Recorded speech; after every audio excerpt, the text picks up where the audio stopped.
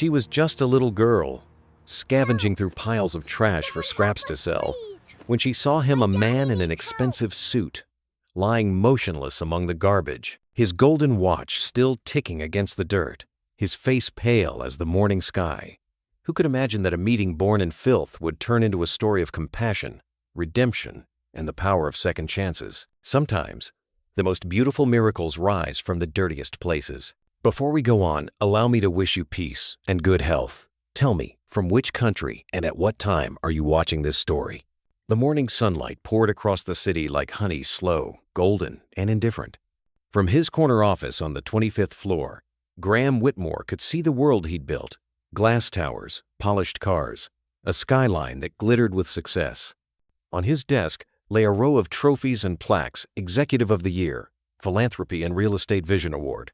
All of them shined, and all of them meant nothing today. The phone buzzed once, then again. He ignored it.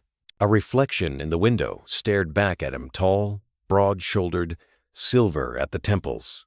The kind of man who looked like he had everything together, only the eyes gave him away. Weary, distant, the color of someone who had stopped looking for home. He loosened his tie, exhaled.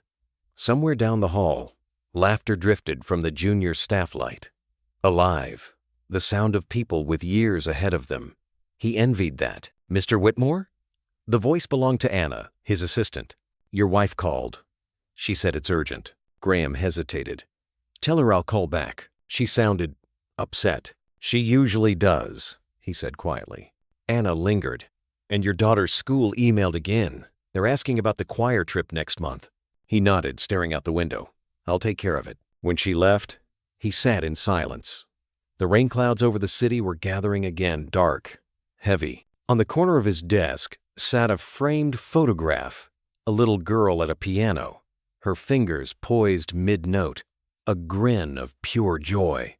Lily, aged 10. The photo was 5 years old, but he still looked at it every morning, the same way a sinner looks at a church door he no longer dares to open. He whispered to himself, "I'll call her tonight." He said that every day. At lunch, his colleagues toasted another closed deal. "To Graham," one of them said, "the man who never misses a shot." He smiled, raised his glass, and drank. But the words stung, because lately, all his misses had been personal. He left early that afternoon, ignoring the congratulations, the handshakes. His car waited in the underground garage, sleek, spotless, a perfect shell for a man who no longer knew what to feel. When he started the engine, the radio came alive with an old gospel tune. He let it play, maybe out of nostalgia, maybe because it reminded him of Sundays that used to mean something. His father had been a pastor in a small town in North Carolina. He used to say, "Son, success is fine, but it won't keep you warm when the world goes quiet." Graham hadn't understood then. He did now. By the time he reached home that evening, the sky had turned the color of lead. The first drops of rain tapped the windshield. He parked in the driveway, staring at the front porch light. It flickered faintly, the same way it had for months, a bulb half dead, waiting to be replaced. He used to fix things like that right away. Not anymore. Inside, the house smelled faintly of lavender and lemon polish. A fire burned in the living room fireplace, but it did nothing to warm the silence. Vivienne was sitting on the sofa, papers spread across the coffee table. Her hair, once long and golden, was pulled back in a loose bun. There were dark circles under her eyes, not from lack of sleep, but from too many nights of sleeping alone. "You're early," she said without looking up. "I wanted to talk." She gave a short, tired laugh. "That's new." He sat across from her, rubbing his hands together.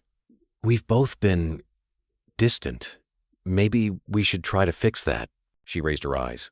"Now you want to fix it?" "I never stopped wanting to." "Yes, you did," she said softly. "You stopped wanting a long time ago. You just didn't notice." He didn't know how to answer. The rain hit harder outside, the thunder rolling somewhere beyond the trees. Vivienne folded the papers, neatly divorced drafts, contracts of failure. "Graham, we've been living like strangers. You come home, we eat in silence, you work until midnight. You miss birthdays, recitals, everything that matters. I'm doing this for us," he said quietly. "No," she replied, her voice trembling now. "You're doing it for you. You built an empire. But you lost your home. Her words landed like stones. He tried to protest, but the truth was too heavy to lift. I still love you, he said. She shook her head. Maybe you love the memory of me, but you don't see the woman sitting in front of you anymore. He reached for her hand. She pulled away. In the hallway, the grandfather clock struck 7, slow, solemn, final. Upstairs, the door to Lily's old room stood slightly open. He hesitated, then pushed it gently. The room was neat, untouched, a small museum of childhood. Posters on the wall, ribbons from piano recitals, a lamp shaped like a crescent moon. Dust floated in the air, glowing softly in the lamplight. He sat on the edge of her bed and picked up a small stuffed bear. Its fur was worn, one eye missing. Hey, kiddo, he whispered. You still mad at me? Silence. Only rain. He looked at the photo on the nightstand. Lily, 10 years old, smiling at her mother. He wasn't in the picture. A lump rose in his throat. I'll do better, I promise. He stayed there until the rain turned into a storm. Downstairs, Vivian's voice echoed faintly through the house. A phone call. Quiet, but firm. He caught fragments. Yes, I'll sign them tomorrow. He closed his eyes. Something inside him shifted, fragile as glass. He realized he had been waiting for the right time to fix everything, but the right time had passed. He rose, set the bear back, and whispered, I just need air. Outside, the rain fell harder. The thunder grew louder. He walked to his car without grabbing a coat. As he opened the door, he glanced back at the house, the porch light still flickering, the shadow of Vivian by the window. For a brief moment, he almost went back. Almost. But guilt and pride are twin devils. Once they start whispering, they're hard to silence. He started the engine. The watch on his wrist read 10:42 p.m. He whispered, I'll be home before midnight. He wouldn't be. The road ahead gleamed wet and dark as he pulled away, the taillights disappearing into the storm. It had been one of those long corporate days, the kind that left a man empty, even after the applause of success. The office lights had gone out hours ago, but Graham was still there, sitting alone in the boardroom. The city stretched below the glass walls, cold, glittering, indifferent. On the table lay a folder of contracts, a half-empty cup of coffee, and a framed photo of a little girl with curly brown hair and a missing front tooth. Lily Science Fair, 2013. Her smile was bright enough to shame him. He had missed that fair. A client dinner, a promotion, 100 excuses that no longer mattered. The clock on the wall ticked past 8:30. He rubbed his temples and muttered, What am I even doing here? He gathered his things and left. When he reached home, the air smelled like lemon cleaner and rain. Vivienne was standing by the window, arms folded, watching the first drops hit the glass. You're late, she said, not turning around. I called, he replied, hanging his coat. Meeting ran long. You always call, she said quietly, and it's always the same line. He sighed. Viv, I'm doing my best. She turned now, her eyes tired but fierce. Your best? Graham, your best was 5 years ago, back when you still showed up for me. For her, he took a step closer. Don't start this tonight, please. I didn't start it, she said. You did, every time you chose that office over your family. Her words hit harder than thunder. He wanted to argue, to defend himself, but deep down, he knew she was right. Vivienne, she called you today, she interrupted. Lily, he froze. She did? She wanted to tell you she got into the choir. She wanted you to come see her sing next month. She asked if you'd be there this time. Graham's throat tightened. I will. Vivienne let out a small, broken laugh. You said that before. Every time you miss her, you send flowers. But she doesn't need flowers, Graham. She needs you. He felt the words crawl beneath his ribs. I'm trying, he whispered. Trying? She echoed bitterly. You always say that. You're a master of trying. Never finishing. The silence after that was unbearable. The rain picked up outside, steady, relentless. Finally, she walked to the kitchen counter and placed a manila envelope on it. What's that? He asked, though he already knew. Papers, she said simply. I called the lawyer. He stared at her. Vivienne, no, don't do this. I can't keep waiting for you to come home. I am home. She shook her head, tears shining in her eyes. No, Graham, you're just here. There's a difference. For the first time, he saw not anger in her face, but exhaustion, the kind that comes after years of trying to hold something together that doesn't want to be held. He looked away.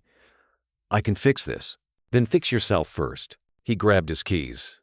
"I need air." She didn't stop him. "Of course you do," she said softly. "Running's what you do best." He paused at the door, soaked in the glow of the porch light. "I'll come back," he said. Her voice was steady but cold. "Not if you keep driving like this, you won't." He left without looking back. The rain was waiting for him, hard, angry, unrelenting. It struck the windshield in 1,000 silver threads. The wipers struggled to keep up, squealing against the glass like something alive. Graham gripped the wheel tighter. His reflection in the rearview mirror looked like a stranger gray at the temples, eyes red, jaw set. He drove south, away from the city lights, into the dark. The road curved along the river. Every mile marker blurred past like a heartbeat. He thought of the first time he'd driven that same road with Vivian 20 years ago, laughing, her hair blowing out the window. The night they'd promised to never lose sight of what mattered, and yet here he was, miles from home, unable to remember the last time he'd laughed like that. He turned on the radio to fill the silence. A gravel-voiced DJ was introducing an old country ballad. "For anyone out there driving in the rain tonight, think about the ones waiting on you to come home." He turned it off immediately. "Too late for that," he muttered. His phone buzzed. A message from Vivienne. "Don't come back tonight. We'll talk tomorrow." He stared at the screen, thumb hovering over the keyboard, then set it face down on the seat beside him. The highway narrowed. Ahead, lightning flared, revealing trees bending in the wind. The river was swelling dangerously close to the guardrail. He slowed. The rain thickened, transforming the world into gray watercolor. At the next curve, a sign appeared through the downpour. "Old Mill Bridge, 2 miles." That bridge, the same one where he and Vivian had taken their engagement photo all those years ago. He could still remember the way she'd looked in the sunlight, laughing as he promised her forever. He whispered, "Forever didn't last long, did it?" Thunder rolled in response. His eyes burned. He blinked them clear just as another memory hit, not Vivienne this time, but another face, softer, younger. Claire. He didn't even know why the name came. Maybe from a time before Vivienne. Maybe from a life before he'd learned to bury feelings under work. The name tasted of regret and spring air. He shook his head. "Not now," he said aloud. "Focus." But his mind was slipping, unraveling. Then came the turn. The headlights caught a flash, the shimmer of water over asphalt. Too late. The truck hydroplaned. The steering wheel jerked violently. He slammed the brakes, but they screamed and locked. The world spun tires, skidding, metal shrieking, glass exploding, time fractured. In one impossible heartbeat, everything slowed. The sound of his own breath, the ticking of his wristwatch, the rain suspended in midair like shattered stars. Then impact. The guardrail gave way. The truck plunged down the embankment, rolling once, twice before slamming into the mud below. Silence. Smoke. Darkness. He woke to the taste of iron and rain. The windshield was gone. Water dripped from the dashboard onto his lap. His ribs screamed when he tried to move. The world tilted. A shape loomed outside the river, swollen and furious, rushing only feet away. He reached for the door, but it was jammed. His hand shook.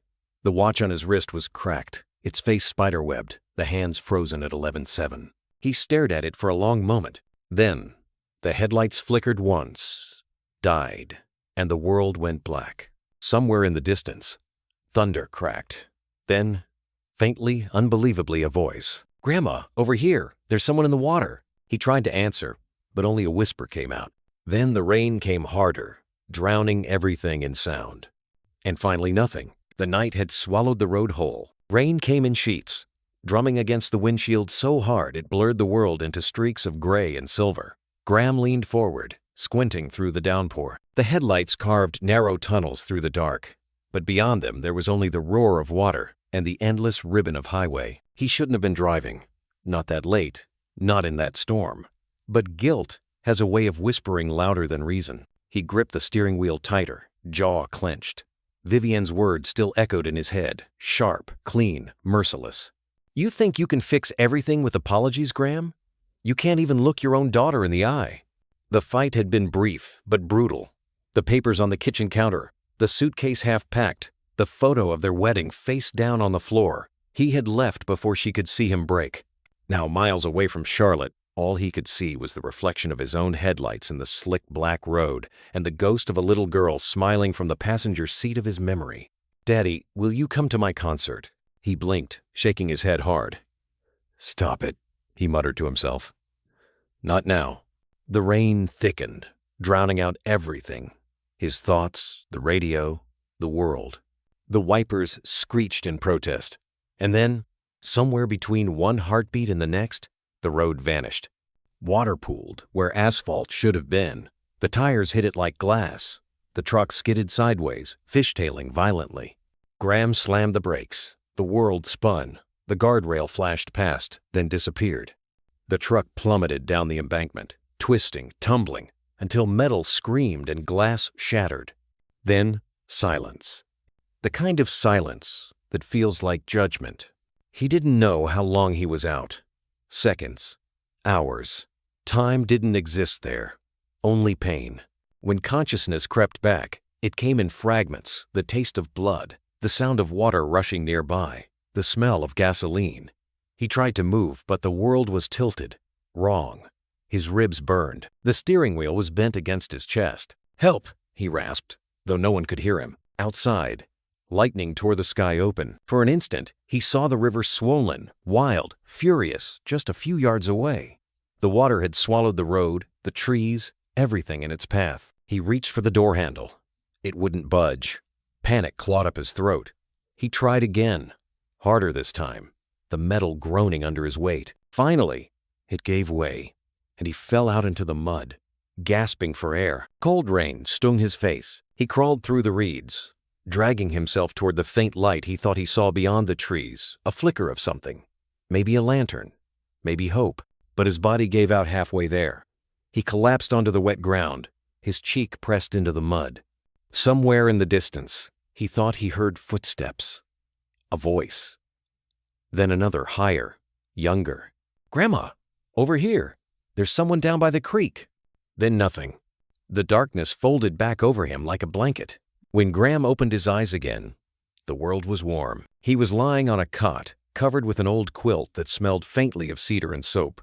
The faint glow of lamplight filled the room. Rain still whispered against the roof, but softer now, gentler, as though the storm had finally decided to rest. His chest hurt with every breath. Bandages wrapped around his ribs, his forehead, his left arm. A kettle whistled somewhere nearby, followed by the sound of footsteps. "Good," said a woman's voice. "You're still breathing." Graham turned his head toward the sound. A tall woman in her 60s stood in the doorway, her gray hair braided neatly over one shoulder. She wore a faded flannel shirt and work boots, the kind of woman who had long ago made peace with hard labor. "Where?" he croaked. "You're safe," she said, setting a cup on the nightstand. "Name's Eleanor.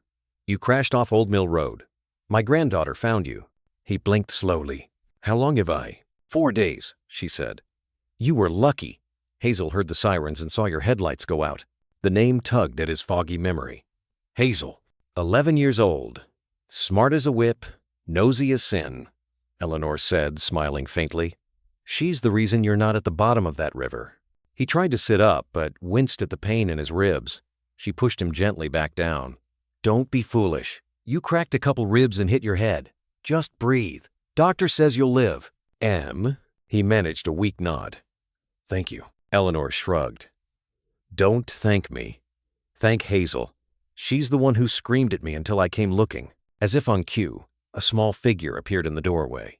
Hazel, a thin girl with messy brown hair, dirt smudged on her jeans, and eyes full of curiosity. "Is he awake?" she asked. "More or less," Eleanor said. Hazel stepped forward. "You were in the river," she said matter-of-factly. "I thought you were dead." Graham smiled faintly. "You saved me." She grinned. "Yeah, Grandma says it's good to do one nice thing a week." Eleanor shook her head. "Don't let her fool you. She does 5. Hazel's grin widened. "You got a name?" "Graham." He hesitated. "I think." "You think?" Hazel frowned.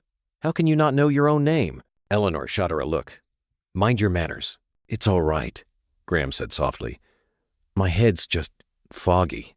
Hazel studied him for a moment, then said, "Well, I'm gonna call you Riverman until you remember." Ugh. He laughed, though it hurt. Fair enough. Days passed. The storm cleared, leaving behind skies so blue they hurt to look at. Eleanor kept him on a strict routine. Broth, rest, more rest. Hazel ignored all rules and dragged him outside whenever she could. "Sunlight's good for you," she said, handing him a mug of tea. "Grandma says people grow moldy if they stay in bed too long." Graham smiled.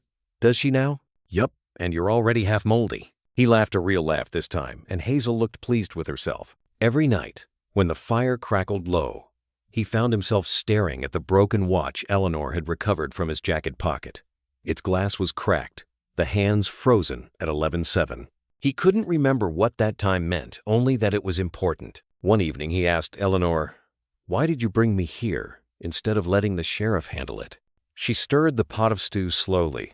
"You looked like a man who didn't need more questions. You needed a meal and a roof." He nodded. "I owe you both." She shook her head. "Don't talk about owing. Just heal. Life has a way of settling its own debts." That night, Graham dreamt of a child's laughter echoing across a kitchen, of sunlight on honey-colored hair, of a woman turning toward him with a smile that felt like home. When he woke, tears had already found his face. He whispered into the darkness, "Claire?" The name felt right heavy with memory, soft with longing. Outside, the wind sighed through the pines, and somewhere in the distance, the river answered, whispering secrets only the living could still hear. The rain had not stopped for days. It came steady and patient, drumming softly on the tin roof above him. Graham awoke to that rhythm, to the faint scent of wet earth and wood smoke. His mind was a fog, heavy, slow, disoriented. The first thing he noticed was pain, a deep ache in his ribs, and then the gentle crackle of a fire nearby. When he finally opened his eyes, he was met with the dim glow of a small room. The walls were paneled in old cedar, patched with bits of tin. A single oil lamp flickered on a nightstand beside him. Then came the voice low, matter of fact, but not unkind. "You've been out for nearly 4 days. Thought you weren't going to make it." He turned his head. A woman sat in a worn rocking chair by the stove, knitting with slow precision. She was tall, her gray hair tied back in a braid, her face lined from years of both laughter and loss. "Where am I?" he asked, his throat rough. "My property," she said. "Name's Eleanor. My granddaughter found you after that storm. You were half dead in your truck down by the creek." He blinked slowly. "The creek." The words came in fragments, like pieces of glass. "Banged up real bad," she continued. "Couple ribs cracked, nasty gash on your forehead. Doctor from town patched you up. Says you're lucky." Graham let out a weak laugh. "Doesn't feel lucky." Eleanor poured a cup of tea and handed it to him. "Luck never does." And the tea was strong and sweet, its warmth spreading through him like mercy. "Hazel!" Eleanor called toward the door. "He's awake!" A few seconds later, a small whirlwind burst into the room, a girl no older than 12, with freckles, tangled hair, and a grin far too big for her face. She held a bowl of soup in both hands. "You're the guy from the car," she said. "I thought you were dead." "Hazel," Eleanor warned. "Well, I did," the girl said. "You didn't move for hours." Graham smiled faintly. "Guess I'm hard to get rid of." Hazel looked at him curiously. "You got a name?" He hesitated. "Graham." Then, quieter. "At least, I think so." The girl frowned. "You think so?" He rubbed his temples. "It feels right." Eleanor exchanged a glance with her granddaughter but said nothing. "Eat," she said instead. "Doctor said you need real food, not just my tea." Graham tried to lift the spoon but his hands trembled. Hazel stepped forward and held the bowl steady. "Here," she said softly. "You don't have to do it alone." For a second, he couldn't speak. Something about her voice, its simple kindness, cracked something open inside him. By the 3rd day, he could stand. By the 5th, he could walk to the porch. Beyond the trees, the river curved like a ribbon of silver through the valley. The trailer sat on a patch of wild land, surrounded by chickens, a tired-looking dog, and stacks of firewood. Eleanor kept to her routine up at dawn. Chores before breakfast, Bible verses before bed. Hazel trailed her everywhere, always curious, always asking questions that would have driven a lesser person mad. "You gonna stay here forever?" she asked one morning, following him to the fence line. He smiled faintly. Don't think so. Then where are you going? That's the problem, he said. I don't know. She stared at him for a long second, then shrugged. Well, when you figure it out, tell me. I'm good at keeping secrets. He chuckled. Somehow, I believe that. When he wasn't working on small repairs around the property, Graham spent hours staring into the woods, trying to gather the pieces of who he had been. Names flickered in his mind like half-burned photographs. Vivienne, Claire, Lily. He didn't know which belonged to memory and which to imagination. One evening, as he sat by the fire, Hazel brought out a cardboard box she'd found in the barn. This yours? She asked. Inside were a few waterlogged items recovered from his truck, a cracked wristwatch, a bent wallet, and a photo stuck to the leather. He peeled it free carefully. The image was blurry, but unmistakable. A woman with auburn hair and a little girl sitting on her lap, both smiling at the camera. His chest tightened. Who they? Hazel asked. He swallowed hard. I think they're my family. Hazel tilted her head. Then maybe they're looking for you. Oh, he stared at the picture for a long time. Or maybe they already gave up. Eleanor, standing behind him, said quietly, People don't give up on love that easy, son. Sometimes they just wait for it to come home.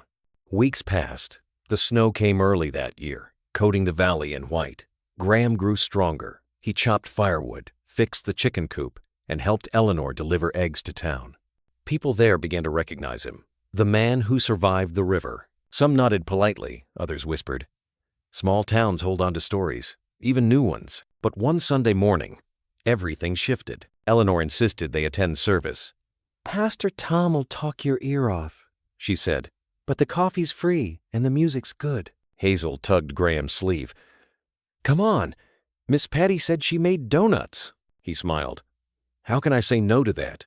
The church was small, white-painted, with stained glass windows that caught the winter Sunday. Inside, the warmth hit him immediately, the smell of pine boughs, old hymnals, and melted wax. When the choir began, he froze. Among the group stood a girl 16, maybe with brown curls that shimmered in the light. Her voice rose above the others, clear and strong. The sound pierced through him, threading its way straight into memory. He saw flashes, the same curls bouncing as she twirled in a summer yard, her laughter echoing in sunlight, a voice calling him Daddy as she ran into his arms. Now, that same voice filled the church, and he couldn't breathe. When the hymn ended, a woman near the front stood and clapped proudly. She had auburn hair streaked with silver, eyes that glowed with pride and pain. Graham's breath caught. The woman looked exactly like the one in the photograph. Eleanor, he whispered. Who is that? Eleanor followed his gaze. That's Claire Whitmore, runs the food drive here. Good woman. Her husband, she hesitated. He's been gone a few years. The world tilted. Gone. The word rang in his skull like a bell. He stared down at his hands, trembling. And the girl? Her daughter, Eleanor said softly. Lily. The name hit him like thunder. He left the church before the service ended. Outside, the wind bit through his coat, sharp and cold. He leaned against the railing, chest heaving. Hazel ran out moments later, holding a powdered donut. Hey, she said, concerned. You okay? You look weird. He forced a shaky breath. I think I saw someone I used to know. Who? He managed a weak smile. Family. Hazel blinked. Then why'd you run away? He looked toward the snow-covered street where Claire and Lily were walking side by side, their laughter drifting faintly on the wind. Because sometimes, he said quietly, you have to make sure you're worth being found first. That night, he couldn't sleep. The house was silent except for the steady ticking of the watch he'd placed on the nightstand. For months, it had been frozen at 11:07, the moment his life had stopped. But now, faintly, impossibly, the second hand began to move. He sat up, staring at it. The rhythm was uneven, broken, yet alive. He whispered into the darkness. Still working. Outside, snow kept falling, covering every scar in the earth, every mark of what had been lost. The morning after the confrontation at Street Marks was heavy with silence. Charlotte's skyline shimmered through thin mist, but Graham felt like he was walking through a world made of glass, fragile, reflective, and waiting to crack. He hadn't slept. Claire's words still echoed in his head. Lily deserves to see you. I'm not sure I can. He carried that sentence with him like a stone in his chest. For 3 days, he went back to the church, helping with boxes, sweeping floors, staying invisible. He didn't expect to see Lily again so soon, but every time the door opened, his heart jumped. She didn't come. He kept himself busy, but every small kindness around him, a volunteer sharing coffee, a stranger saying good morning, reminded him of what he'd lost, the small, ordinary warmth of family. On the 4th afternoon, when he had almost convinced himself she wouldn't come, he heard her voice.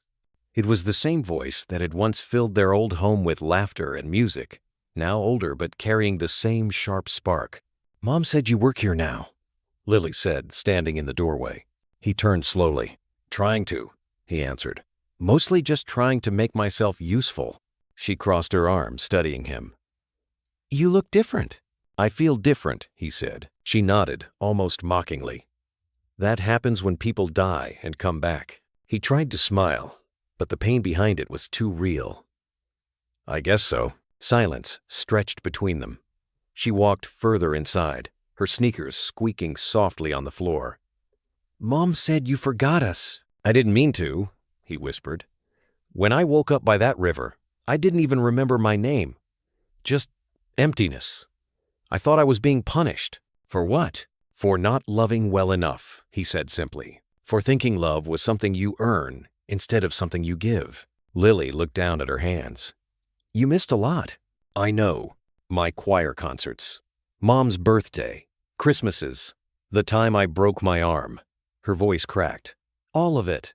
He stepped closer but didn't reach for her. "You can tell me about them. All of them. I'll listen." She shook her head. "Listening doesn't make up for leaving." "I know," he said again, "but it's where I have to start." And, for a moment, her expression wavered, anger fighting with grief. Then she asked quietly, "Do you still have it?" He frowned. "Have what?" "The watch," she said. "The one I gave you for your birthday." He lifted his wrist. The cracked glass glinted faintly in the afternoon light. "Never took it off." Her eyes filled. "It's still broken," he nodded. "So am I." Lily turned away before he could see her tears. "I have choir practice," she said, and left without looking back. When the door closed, Graham sat on one of the folding chairs, head in his hands. He stayed that way for a long time, until the sun dipped below the windows and shadows stretched long across the floor. That night, he walked to the park behind the church, the same park where he had once pushed Lily on the swings. The rusted metal still creaked the same way. The old oak still leaned slightly over the path. He sat there until the moon rose, remembering her laughter echoing through summer air. He didn't cry. He just sat there quietly, letting the ache settle into something like prayer. The next morning, when he arrived at Street Marks, Lily was already there, sorting canned food. Her expression was guarded, but not closed. "Mom said you'd be here," she said without looking up. "I didn't want to stop helping," he said softly. "It feels like the only thing I can do right." She didn't reply. For a while, they worked in silence, the scrape of boxes, the hum of the radio. Eventually, she said, "You know, when I was little, I used to draw you all the time. Mom said it helped me remember your face." He smiled faintly. "And now?" "Now I draw, so I don't forget again." He wanted to tell her he had one of her drawings folded in his coat pocket, the one he'd found in the church office, where she had written, "I still dream about you, Daddy." But he couldn't yet. The words would have broken him. They finished the boxes and carried them to the truck. Lily climbed up to the tailgate, swinging her legs. "So what are you doing now, besides church hero?" He laughed quietly. "Trying to make peace with the past." "Does it work?" she asked. "Some days," he said. "Other days, I just try again." She tilted her head. "You talk like Grandma Claire," he smiled. "Guess I had to learn from the best." Her expression softened. "You really don't remember anything from before the river?" "Just flashes," he said. "You in a yellow dress, your mom singing in the kitchen, the sound of a storm, then nothing for a long time." She looked at him for a long moment, then said quietly, "You scared us. I thought you were gone forever." "I thought I was too," he said. "But I think maybe grace has a way of dragging people out of rivers." She stared down at her shoes, kicking lightly at the metal bumper. "You sound like the pastor." Maybe I listened better this time. A small laugh escaped her. You're terrible at packing boxes. Practice makes progress. They both smiled, then tentative, fragile, but real. For the first time, Graham didn't see the wall between them. He saw the door slowly opening. As they walked back inside, she stopped and looked up at him. Mom says forgiveness takes time. She's right, he said. And I'm not asking for it, just the time part. Lily considered this. You're weird. Your mom says the same thing. She grinned despite herself. Figures. He chuckled, and for a heartbeat, the years fell away, the ache, the regret, the lost time. There was just her laugh, light and unguarded, and the quiet relief of hearing it again. That evening, Claire came by the church to pick her up. She found them laughing over a spilled box of rice. Her eyes softened at the sight, the same small, ordinary chaos that used to fill their kitchen years ago. Ready to go? She asked. In a minute, Lily said. She turned to Graham. We're doing a small concert next week. You could come if you want. His heart stuttered. I'd love to. Claire gave a brief nod, neither approving nor denying, but there was no anger in her face. Just thoughtfulness and something that looked dangerously close to hope. When they left, Graham stayed behind, cleaning up the spilled rice, smiling to himself. His hands were shaking, but his heart was steady. He looked at his watch. The crack still divided its face like a scar, but for the first time in years, the second hand ticked in rhythm, steady, even alive. He whispered to no one in particular. She invited me, and in that quiet, holy space between what was lost and what could still be found, the ticking of the broken watch sounded almost like grace. Morning sunlight spilled across Charlotte's quiet streets, the kind of soft, golden light that makes even ordinary houses look forgiving. Graham walked slowly toward the old neighborhood where Claire and Lily lived, the smell of damp leaves and distant coffee shops filling the air. Every familiar sound, a barking dog, the squeak of a bicycle, the hum of a lawnmower, felt like echoes from another lifetime. He paused at the end of the block, heart pounding. The blue-shuttered house stood ahead, surrounded by the maple trees he once planted with Lily when she was 7. Their roots now cracked the sidewalk, living proof that time kept growing even when he didn't. Eleanor's letter rested in his pocket, creased from being unfolded too many times. Courage doesn't come before forgiveness.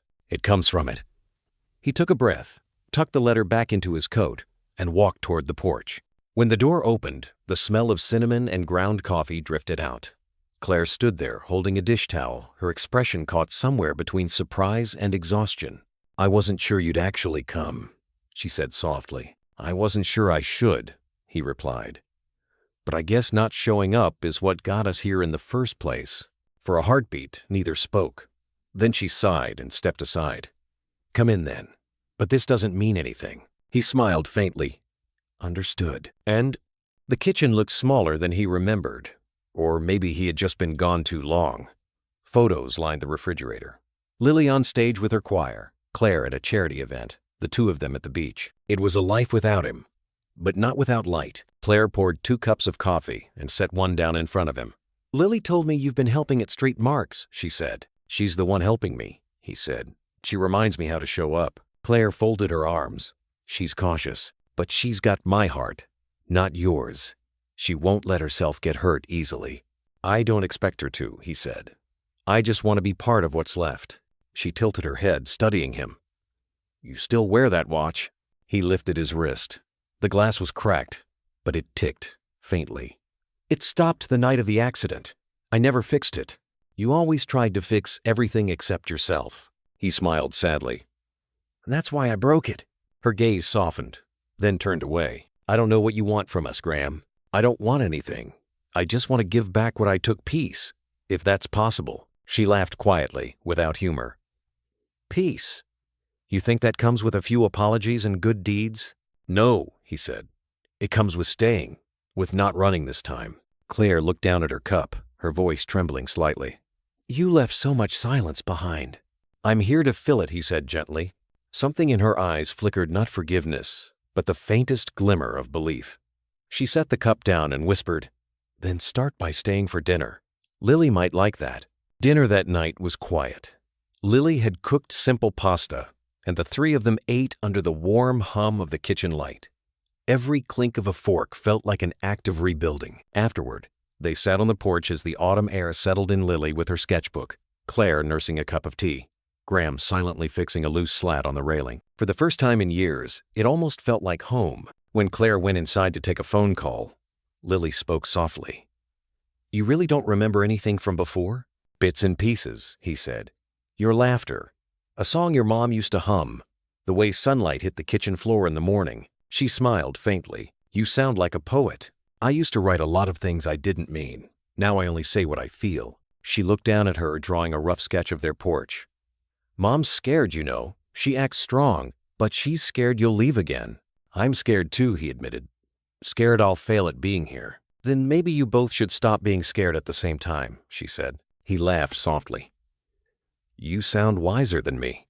Maybe I just had to grow up faster." Her voice cracked a little, and Graham felt something inside him collapse. The years he'd lost, the birthdays missed, the comfort he'd failed to give. He wanted to tell her everything he never had time to say, but instead he said the simplest thing. "I'm proud of you, Lily." Her eyes widened, not in surprise, but in disbelief. "You don't even know me." "I know enough," he said. "I know your heart. It's kind. You got that from your mom." The screen door creaked. Claire stepped back out, arms crossed, but face soft. "You two done talking about me?" "Just bragging," Graham said, smiling. Claire rolled her eyes. "Figures." She handed him a folded blanket. "You can take the couch tonight. The motel's too far, and it's late." He hesitated. "You sure?" "Don't make me regret it," she said. That night, the sound of rain returned, soft, steady, cleansing. Graham lay awake, staring at the ceiling. Through the thin walls, he could hear Lily humming the same lullaby Claire used to sing. He whispered into the dark, "Thank you, Lord, for the noise." By morning, the world smelled like new beginnings. Graham woke early and made pancakes, badly but enthusiastically. Flour dusted his shirt, the smoke alarm shrieked, and Claire burst out laughing, a genuine, startled laugh that made his heart swell. "I missed that sound," he said. "Don't push your luck," she said, smiling despite herself. Later that evening, Lily's choir performed at the church. Graham sat in the back pew, hands trembling as her voice filled the sanctuary, clear, strong, impossibly beautiful. Claire sat beside him, tears shining in her eyes. When the song ended, the audience applauded, and Lily found him in the crowd. Her eyes met his. She smiled. Not a small, polite smile, a real one. On the walk home, Claire said softly, "She forgave you before I did." He turned to her. "You don't owe me that." She met his gaze. "Maybe not, but I owe it to her." They walked on in silence, their footsteps matching. Rain began to fall again, not the kind that chills, but the kind that cleanses. Streetlights shimmered off puddles, reflecting gold. Graham looked at his wrist. The old watch, cracked and battered, ticked evenly now. He smiled through tears. Claire noticed. "It's still broken," she said. He shook his head gently. "Not anymore." End of crest. Autumn settled softly over Charlotte, turning every street into a canvas of fading gold. The trees along Maple Avenue whispered in the wind, scattering their leaves across sidewalks and parked cars. From Claire's front porch, the world seemed peaceful, too peaceful, for the kind of storm quietly brewing inside their small family. For weeks now, Graham had been learning the rhythm of home again. He rose early to fix what time had undone. A crooked fence post, a squeaky porch step, the way silence used to fill every corner of the house. He brewed coffee before Claire woke, warmed milk for Lily's morning cocoa, and walked his street marks in the afternoons to volunteer. Every little act, every quiet moment, felt like a prayer of penance, an offering to the fragile peace he'd been given. But behind Claire's calm eyes, something was changing. It started subtly, the way she would lean against the counter a bit too long, the pale color of her face after climbing the stairs. Once, while folding laundry, she stopped mid-motion, pressing a hand to her chest. When Graham asked, she brushed it off. "Just tired. Don't fuss." He didn't press her then. He was too afraid of overstepping the boundaries she'd built to keep herself safe from him. But fear has a way of growing in silence. A few mornings later, he walked into the kitchen to find her sitting very still at the table, a half-open envelope beside her. The light from the window caught her face, and for the first time, he noticed how fragile her hands looked, thinner, paler than before. Claire? She blinked slowly, as if returning from somewhere far away. Morning, she said. Her voice was steady, but her eyes gave her away. Graham nodded toward the paper. Bad news? Just the doctor, she murmured, folding it neatly. They think I may have an arrhythmia. Nothing dramatic. He froze. Your heart? She forced a small smile. Apparently it's been skipping beats. Seems fitting, doesn't it? The humor stung more than comforted. Claire, I'm fine, she interrupted gently. Really, Graham. I just need to take it easy. Don't look at me like that. But he couldn't help it. Watching her walk away, something inside him twisted the kind of helpless ache that only love and regret can create. That night, he couldn't sleep. He sat in the living room, staring at the ticking hands of his broken watch, counting each uneven beat. When dawn came, he made breakfast and brought her tea. But the worry only deepened. Then came the night everything changed. It was a Sunday cold rain, soft thunder. Lily had gone to choir rehearsal. Claire was in the kitchen, preparing dinner when Graham heard the crash. The sound sharp. Final sliced through the quiet like glass breaking. He ran. She was on the floor, one hand clutching her chest, the other reaching for the counter. Her lips were pale, her breath shallow. Claire, stay with me. He dropped to his knees, voice trembling as he fumbled for his phone. The paramedics' calm voices on the line did little to slow the chaos in his mind. Within minutes, the room flooded with red and blue light. Lily burst through the door, drenched from the rain, her eyes wide with terror. Graham held her back as the EMTs worked, whispering, She's breathing. She's breathing. At the hospital, time bent. The sterile hallways seemed endless, the hum of machines cruelly steady. Graham sat by her bed, fingers laced around hers, watching the monitor beep in fragile rhythm. Lily sat opposite him, clutching her mother's sweater like a lifeline. She looks so small, she whispered. I hate this. I hate hospitals. Graham's throat tightened. She's stronger than you think. Lily looked at him with tearful eyes. You think she'll forgive you now? He paused, voice barely a breath. That's not what I'm asking for. Then what?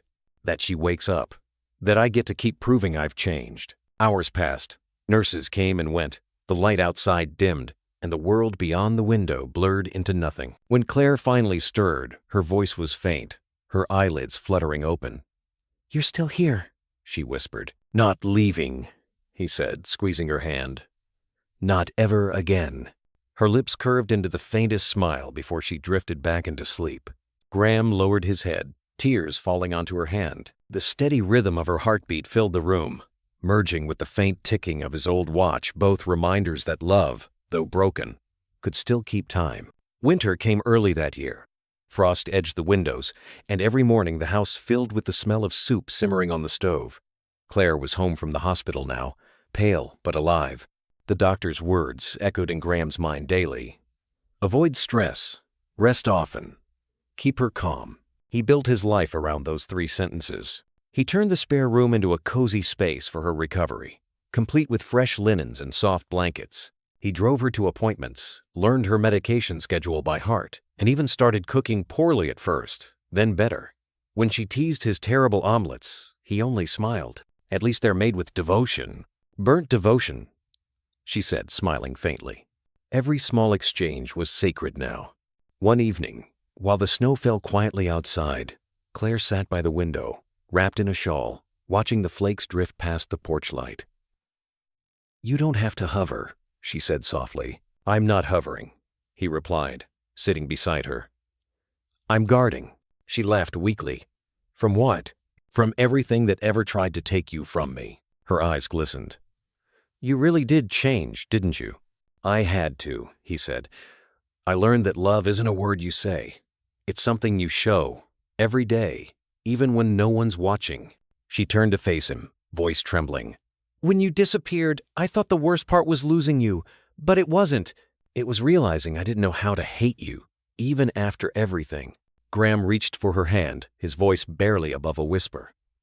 You don't need to hate me. I'll carry the guilt for both of us if it keeps you light. Her fingers tightened around his. You don't have to carry anything alone anymore. They sat like that for a long while. watching the snow blur the world into silence. Lily joined them later, holding 3 mugs of cocoa, pretending not to notice the tears in their eyes. "Okay, sentimental hour's over," she said with a grin. "Who's ready for a Christmas movie marathon?" Graham chuckled. "Is Die Hard still considered a Christmas movie?" "Don't start," she said. "You'll lose." Claire smiled. "You two are ridiculous." But her voice held warmth, the kind that had been missing for years. Days passed in quiet contentment. Graham found himself learning the rhythm of care, anticipating what Claire needed before she asked, finding joy in the smallest acts, folding her blanket just right, pouring tea the way she liked, leaving flowers by her bedside. One night, after Lily had gone to sleep, Claire appeared in the doorway of the living room. "You know, when I saw you in that hospital chair," she said softly, "I wasn't angry anymore. I was afraid." He looked up from the book in his lap. "Afraid of what?" "Of forgiving you," she said. "Because I knew if I did, I'd have to admit I still loved you." Graham stood, his heart pounding. "You don't have to say that." "I know," she whispered, stepping closer. "But I wanted to." He reached out, gently cupping her face, his thumb brushing away a tear. "Then let me spend whatever time we have left proving I deserve it." Outside, snow kept falling soft, endless, forgiving. Inside, their hearts found the rhythm that time had once broken. The next morning, sunlight poured through the kitchen window. Claire sat at the table reading. Lily hummed as she cooked, and Graham fixed a loose hinge on the cabinet door. It was nothing extraordinary, and yet it was everything. He looked down at his wrist. The cracked watch, faithful and worn, ticked perfectly. For years it had been a reminder of failure. Now it was proof of mercy. When Claire caught him smiling, she raised an eyebrow. "That watch again?" He shook his head gently, eyes warm. "No," he said. "Us." The morning light crept gently into the kitchen, spilling across the old pine table where steam rose from 2 mugs of coffee. The house smelled of cinnamon and sunlight, the kind of scent that only appears when peace has finally come home after a long absence. Graham stood by the stove, turning pancakes with the careful precision of a man who didn't want to break anything, not the breakfast, not the silence, not the fragile new beginning. The radio played softly in the background, an old gospel tune about grace and second chances. Across the table, Lily sat with her hair still messy from sleep, tapping her spoon against her glass of orange juice. "You're burning them," she said without looking up. He smiled. "I'm just giving them character." "And friend? Mom says that's what people say when they mess up." "Then your mom's right." She laughed, a sound so pure and simple it filled every quiet corner of the room. Claire appeared at the doorway, her robe tied loosely, hair glowing gold in the morning, Sunday. She leaned against the frame, watching the two of them, a soft smile tugging at her lips. "Never thought I'd see the day Graham Whitmore would make breakfast." He turned, pretending to scowl. "Don't ruin my reputation." Oh, I think that ship sailed years ago," she said. And they both laughed, not the kind that hides pain, but the kind that carries it gently and lets it breathe. For the first time in years, the house felt alive again. Later that morning, Graham stepped out to the porch. The air was cool, the kind that carried the smell of wet earth after a long night's rain. Across the street, the maple trees shimmered with dew. Birds chattered like gossiping neighbors. He sat down on the steps, coffee in hand, and closed his eyes. The watch on his wrist, once frozen at 11:07, now ticked steadily. He could feel each second hum against his pulse, a quiet reminder that time, like forgiveness, could begin again. He thought of everything that had brought him here. The accident, the river, Eleanor and Hazel, the slow crawl back toward remembering. All the faces that had refused to give up on him, even when he had. The porch door creaked open. Lily padded out barefoot, holding a small box. "I found this in the attic," she said. He turned. "What is it?" She opened the lid and pulled out an old pocket watch, his father's. The back was engraved with faded letters. "To my son, keep time with your heart." He ran his thumb over the words.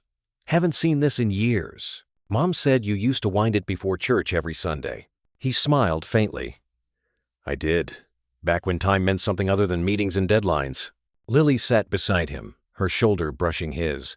"You think Grandpa would have liked me?" "He would have adored you," he said softly. "You've got his stubbornness." She grinned. "And your bad cooking." He laughed. then grew quiet. "Lily, I know I missed a lot. Too much. I don't expect you to forget that.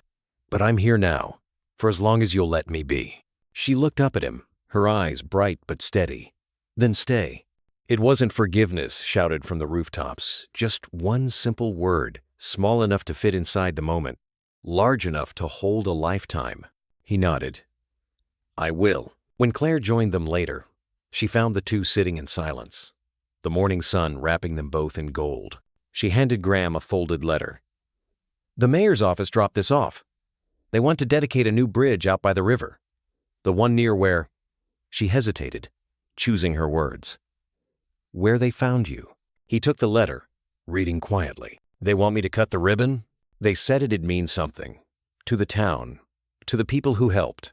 He stared out at the trees. "To the ones who saved me." Claire nodded. "Exactly."